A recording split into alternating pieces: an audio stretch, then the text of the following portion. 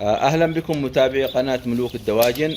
اليوم نتعرف على الذكر والأنثى في البط الشباب، يعني قبل سن البلوغ أو قبل سن التزاوج. عندنا لاحظوا،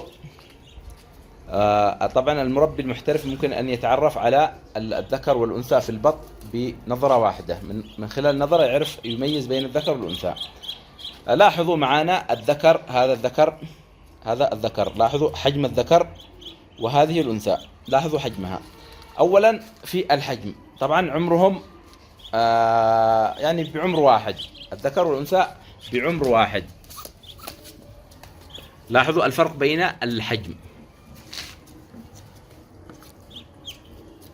حجم الذكر دائما يكون أكبر من حجم الأنثى. وأيضا لاحظوا المنقار والرأس، رأس الذكر يكون أكبر من رأس الأنثى. وأيضا المنقار، لاحظوا المنقار يكون، منقار الذكر يكون أكبر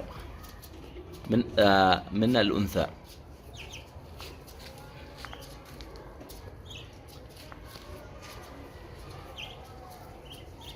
طبعا هذا البط الأسود، هذا البط الشباب بعمر يعني بعمر قبل البلوغ، يعني أعتقد باقي لهم فترة بسيطة ويدخلوا في عمر التزاوج والإنتاج.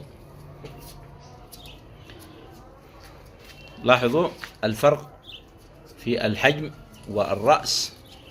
وأيضا ممكن أن نميز بين الذكر والأنثى من خلال العضو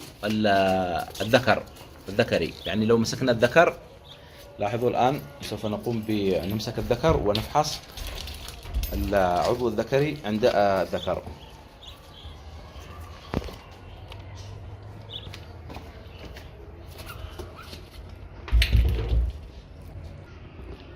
أيضا ممكن أن نميز الذكر عن الأنثى من خلال العضو الذكري عند الذكر.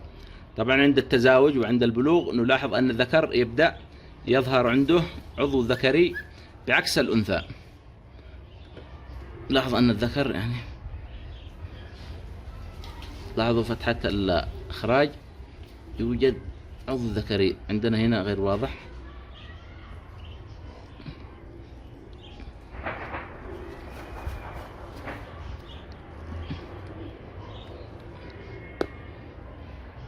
طبعا بعكس الأنثى لا يوجد عندها هذا العضو الذكري.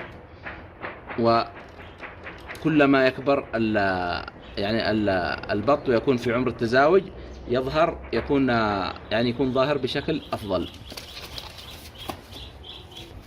فهذه هي الفروق أو الفرق بين الذكر والأنثى في البط الشباب. طبعا يعني الشباب بعمر قبل التزاوج، يعني هذا الزوج أعتقد فاضل له شهر ونصف، شهرين بالكثير، ويدخل في عمر التزاوج.